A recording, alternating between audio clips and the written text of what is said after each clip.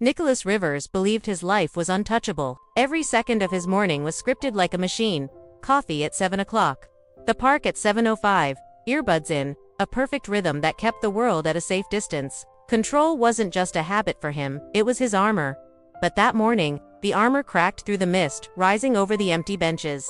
Nicholas noticed something out of place. A woman, slumped unnaturally forward on the wooden seat. Two small boys pressed against her sides, trembling in the cold. At first, Nicholas almost kept walking. He wasn't the kind of man who stopped for strangers. But something in his chest tightened. The boys weren't moving. Their little hands were locked together. Their bare feet on the frosted ground. He stopped. For the first time in years. Nicholas Rivers broke his routine. He crouched in front of them, heart hammering. The boys looked up, tear-streaked cheeks, blue eyes so piercingly familiar it made his stomach lurch. They weren't just twins, they were a reflection of him, smaller, softer, innocent. "Ma'am." His voice was low as he touched the woman's shoulder. No response. Her breathing was faint, shallow. He yanked his phone from his pocket, calling emergency services with a steadiness that belied the storm rising inside him. While waiting, he pulled off his coat and wrapped it around her fragile frame. Then he slid his sweater over the boys, one whispering, she was just tired. She wanted to rest. And then came the words that shattered him. "We were waiting for Daddy, but he didn't come." Nicholas froze. His throat closed as if the air had been ripped away. Daddy, the paramedics arrived. Questions fired at him that he couldn't answer. He didn't know what had happened. He didn't even know her name anymore, though deep down, he did. The woman he had once loved, Amber. And when one EMT asked who he was to the children, Nicholas heard his own voice break. I think I'm their father." The boys didn't argue. They gripped his hand as if it belonged to them. And Nicholas, the man who had built an empire on precision and power, followed them into the ambulance without a single thought for his schedule, his rules, or his fortress.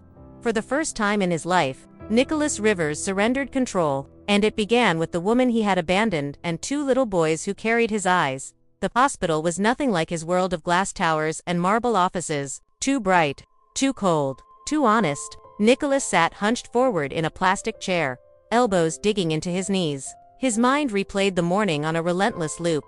Amber's still body on the bench, the boys huddled together, the fragile trust in their gaze. 5 years. It had been 5 years since he had seen Amber. 5 years since he had told himself she was better off without him. That ambition mattered more than love. And now she lay unconscious behind sterile walls, while two boys slept in the next room, boys who could only be his. The nurse passed by with a look of sympathy, the kind reserved for men pretending they weren't breaking inside. Nicholas managed a stiff nod, his jaw tight. The echo of the child's voice wouldn't leave him. "We were waiting for Daddy, but he didn't come." And the truth scorched through him. He hadn't just left Amber, he had left them. Amber hadn't fought him when he walked away years ago. She had simply disappeared. And now Nicholas finally understood why. By noon, the doctor stepped out, and Nicholas shot to his feet. His chest pounded as if bracing for a verdict. "She's stable," the doctor said gently. "Exhaustion, malnutrition, dehydration. Her body's been pushed too far for too long." Nicholas's jaw tightened. "Is she awake?" "Not yet, but when she does, she needs someone she trusts." Nicholas froze at that word. Trust. He wasn't sure he had the right to it. Anymore. In the children's room, the twins slept curled together under a blanket, too thin for the hospital chill. Juice boxes and crackers sat untouched on the tray beside them. Nicholas lowered himself onto the floor, leaning against the wall, afraid that even the scrape of a chair might disturb them. After a while, one stirred. Elijah. His eyes blinked open, puffy from tears. "Is she okay?" he whispered. Nicholas's voice softened. "She's going to be." Elijah glanced at his brother, then back at Nicholas. "Are you really our dad?" Nicholas's throat closed. He could have asked for proof, a test, paperwork, but none of that mattered to this little boy. Not in this moment. What mattered was whether someone was finally going to stay. "I think I am," Nicholas said quietly. Elijah gave a small nod, then slid closer before closing his eyes again. And for Nicholas Rivers, billionaire, CEO, man of control, that small gesture nearly undid him. When Amber finally woke, a nurse came to fetch him. Nicholas stepped into the room slowly, unsure what words would bridge 5 years of silence. She looked fragile, thinner than he remembered, but her eyes still burned the same. "I guess you found us," Amber rasped, her voice raw. "I wasn't looking," Nicholas admitted. stepping closer. "But I'm here." Her gaze lingered on him, sharp even through her exhaustion. "You weren't supposed to know." "Well, I know now." Amber shut her eyes for a beat, holding something back. When they opened, her voice was steadier. "They don't know who you are." "Not really. I never told them. I wasn't sure you'd care." Nicholas swallowed, guilt cutting deep. "Amber, if I had." She lifted her hand, weak but firm. "Don't. What's done is done." Silence stretched, heavy with everything left unsaid. Then Nicholas asked the only question that mattered. "What do you need from me?" Amber turned toward the window. For a moment, he thought she wouldn't answer. Then she whispered, "Don't disappear."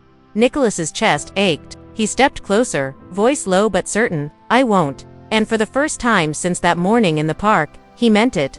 The days blurred. Nicholas stayed not hovering, but present. He read to the boys in the waiting room, canceled meetings without hesitation, ignored the avalanche of emails his assistant tried to manage. For once, work didn't matter. Only they did. Amber's recovery was slow. Her body responded first. Food, fluids, rest. Her heart took longer. She allowed Nicholas near, but there was always a wall. And Nicholas understood. This wasn't about them anymore. It was about two little boys who had spent too long waiting for someone to show up. The first night Amber was strong enough to sit up. They didn't talk about the past. They talked about the boys. About Elijah, who only ate broccoli if you called it a tiny tree. About Jacob, who refused to sleep with his feet under the blanket. Nicholas listened like a man starved, memorizing every detail, grieving every moment he had missed. First steps, first words, birthdays, drawings taped to empty walls, all the things he had traded for ambition. Amber didn't ask for pity. She spoke of nights without heat, weeks with little food, jobs that barely paid, and the way silence had become easier than reaching out. She had carried it all alone, and Nicholas realized with shame just how badly he had underestimated her strength. He arranged for them to move into a safe apartment near the hospital, modest, clean, with a park view for the boys. Amber didn't argue. She simply nodded, weary gratitude in her eyes. The boys adjusted quickly, clinging to routine like it was oxygen. And Nicholas became part of that routine. Walks, bedtime stories, silly cartoons. At first, he felt like an intruder in his own life, but slowly, something shifted. Elijah called him Nick without hesitation. Jacob saved drawings just for him. The night he arrived late from a meeting and both boys ran to him as though he'd been gone for days. That moment nearly broke him. One evening, after the boys were asleep, Amber stood beside him in the tiny kitchen, pouring tea. The silence between them had changed. It wasn't empty anymore. "They like you," she said softly. "I didn't know how they'd react, but it's like, they just knew." Nicholas stared into his cup, his voice low. "I'm terrified of messing this up." Amber's lips curved in the faintest smile. "Good. That means you care enough to try." And he did, more than he'd ever thought possible. Nicholas had built his life on formulas and results, but this, fatherhood, refused to follow a schedule. Some days were victories, others, disasters. But the progress was there, undeniable. The boys reached for him now, laughed with him, trusted him, and Nicholas found himself checking on them at night, not out of duty, but because he needed the reassurance that they were real, that they were still here. Amber too was healing. Her voice softened, the fire in her eyes steadier now. When she spoke of the hardest years, it was without self-pity, just truth. And the truth made Nicholas ache with regret, but also with determination. For the first time, he understood. He hadn't earned their love yet, but love wasn't about perfection. It was about presence. And he wasn't going anywhere. Nicholas gave Amber the one thing he'd never given her before. He didn't push. He didn't demand. He simply showed up, every day, in the smallest ways that mattered most. Washing dishes without being asked. Sitting through the same cartoon 5 times. Bringing her tea she wouldn't request herself. It wasn't grand gestures that earned her trust back. It was consistency, presence. And bit by bit, Amber began to let him in. The boys started asking harder questions, too. "Why weren't you there when we were born?" Jacob whispered one night. "Do you have other kids somewhere else?" Elijah asked. Nicholas sat cross-legged on the living room floor. 2 pairs of wide eyes waiting for answers. He didn't sugarcoat the truth. He told them he hadn't known they existed and that if he had, he would have been there from the start. He admitted that adults made mistakes, and his head cost him years he could never get back. But then he told them what mattered now. "I'm here. I'm not leaving. You two are the most important part of my life." They didn't answer right away, but later that night, Jacob slipped a crayon drawing under his door. 3 smiling stick figures under a blue sky. The word Dad scrawled in bright red above them. Nicholas kept it by his bed from that night on. Their days found rhythm. Chaotic mornings filled with cereal spills and missing shoes, evenings with toothpaste messes, bedtime stories, and the weight of 2 small heads resting on his shoulders. Nicholas didn't miss the skyscrapers or boardrooms. Not when he had this. One afternoon, Amber stood at the window, watching the boys chase each other in the park below. Nicholas joined her, heart steady. "They're going to remember this," she said softly. "Not the hospital, not how tired I was. They'll remember that someone came for them." Nicholas swallowed the lump in his throat. "Then I'll never disappear. Not now. Not again." And in that moment, he understood something he never had before. Love wasn't something you waited to feel. It was something you chose. Every single day, especially when it scared you.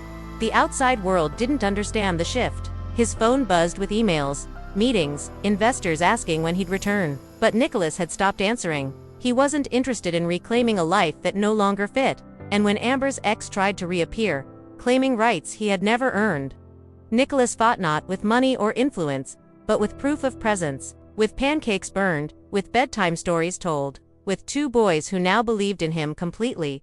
In court, the truth spoke louder than arguments. The boys had told the child advocate simply, "Nick reads to us even when he's tired. He came for us. That's how we know he's our dad." The judge agreed. And for Nicholas, it wasn't victory he felt that day. It was gravity, responsibility, a permanence that settled deep into his bones. Life after the hearing wasn't perfect, but it was theirs. Nicholas bought a small house with sunlight in every room. Amber chose the curtains. The boys picked paint colors: blue for Elijah, green for Jacob. Nicholas spent a weekend swearing under his breath while assembling bunk beds, the boys helping with more laughter than tools. It wasn't flawless. The dining chairs didn't match, fingerprints smudged the windows. But it was alive. It was home. Amber painted again. The boys laughed more freely, and Nicholas discovered he liked being up before everyone else, just to hear the soft sound of little footsteps running down the hall. Just to hear "Hi, Dad" whispered through sleepy smiles. Seasons passed. Fall brought school festivals and pumpkin races. Nicholas never imagined himself running. Winter arrived with lopsided snowmen, too many marshmallows and cocoa, and a Christmas tree decorated with all the ornaments clustered near the bottom. On New Year's Eve, there were no parties, no champagne, just pajamas, firelight, and the quiet of a house filled with warmth. Amber leaned against him on the couch and whispered, "This is the life I used to dream about when it felt impossible." Nicholas looked at her, then at the photos lining the mantel: stick figure drawings, messy smiles, snapshots of laughter. "Me too," he said softly. "I just didn't know it." And when midnight passed, there were no fireworks, just the steady sound of his family breathing around him. Nicholas Rivers finally understood life hadn't given him a second chance. It had given him his first real one. Not built on ambition, not on control, but on presence, on forgiveness, on love, imperfect and real. And he would never let it go.